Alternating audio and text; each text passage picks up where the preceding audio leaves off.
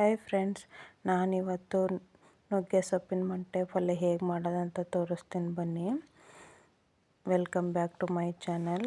ಒಂದು ಬಾಣಲಿಗೆ ಎಣ್ಣೆ ಹಾಕ್ಕೊಂಡು ಸಾಸಿವೆ, ಜೀರಿಗೆ, ಹಸಿಮೆಣಸಿನ್ಕಾಯಿ, ಈರುಳ್ಳಿ, ಟೊಮೆಟೊ ಎಲ್ಲನೂ ಹಾಕಿ ಚೆನ್ನಾಗಿ ಸ್ವಲ್ಪ ಫ್ರೈ ಮಾಡ್ಕೊಳ್ಳಿ. ಟೊಮೆಟೊ ಚೆನ್ನಾಗಿ ಫ್ರೈ ಆದಮೇಲೆ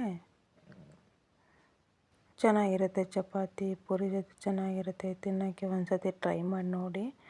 ಆಮೇಲೆ ಸ್ವಲ್ಪ ಒಂದು 5 ನಿಮಿಷ ಆಗೋ ತನಕ ಚೆನ್ನಾಗಿ ಈರುಳ್ಳಿ, ಟೊಮೆಟೊ, ಹಸಿಮೆಣಸಿನ್ಕಾಯಿ ಎಲ್ಲ ಫ್ರೈ ಆಗಬೇಕು. ಸ್ವಲ್ಪ ಸಾಲ್ಟನ್ನು ಆ್ಯಡ್ ಮಾಡಿ ಫ್ರೈ ಮಾಡಿದ್ರು ಬೇಗ ಫ್ರೈ ಆಗುತ್ತೆ. ಆದಮೇಲೆ ನುಗ್ಗೆ ಸೊಪ್ಪನ್ನ ಚೆನ್ನಾಗಿರೋ ತೊಳೆದಿಟ್ಟಿಟ್ಕೊಂಡಿರೋ ನುಗ್ಗೆ ಸೊಪ್ಪನ್ನು ಹಾಕ್ಕೊಂಡು ಚೆನ್ನಾಗಿ ಫ್ರೈ ಮಾಡ್ಕೊಳ್ಳಿ. ಅದು ನುಗ್ಗೆ ಸೊಪ್ಪು ಮೆತ್ತಗಾಗೋ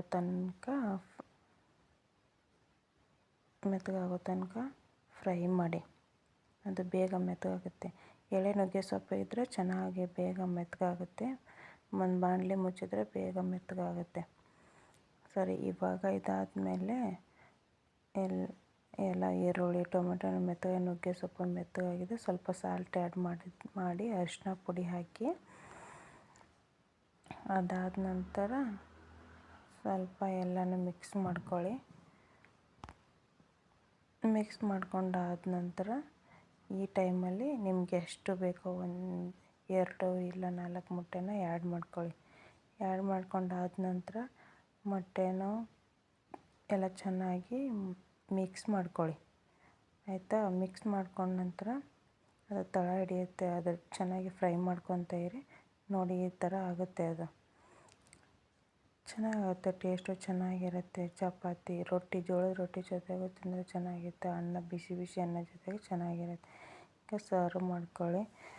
ಬಿಸಿ ಅನ್ನಕ್ಕೆ ಸರ್ವ್ ಮಾಡ್ಕೊಂಡು ತಿಂತಾರೆ, ಚೆನ್ನಾಗಿತ್ತು. ಇನ್ನೂ ನಿಮ್ಗೆ ಹೆಚ್ಚಿನ ರೆಸಿಪಿಗಾಗಿ ನನಗೆ ಕಮೆಂಟ್ ಮಾಡಿ, ಸಬ್ಸ್ಕ್ರೈಬ್ ಮಾಡ್ಕೊಳ್ಳಿ ನನ್ನ ಚಾನಲ್ನ. ನಿಮಗೆ ಹೊಸ ರೆಸಿಪಿಗಳೊಂದಿಗೆ ನಿಮ್ಮ ಜೊತೆ ಬರ್ತಾ ಇರ್ತೀನಿ. ಪ್ಲೀಸ್ ಸಬ್ಸ್ಕ್ರೈಬ್ ಮಾಡ್ಕೊಳ್ಳಿ ನನ್ನ ಚಾನಲ್ನ. ಕುಕ್ಕಿಂಗ್ ವಿಡಿಯೋಸ್ಗಳು, ವೆರೈಟಿ ಅಡುಗೆಗಳನ್ನು ಮಾಡಿ ತೋರಿಸ್ತಾ ಇರ್ತೀನಿ.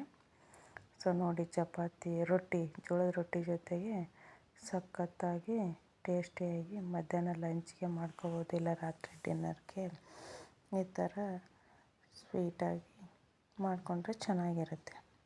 Thanks for watching friends.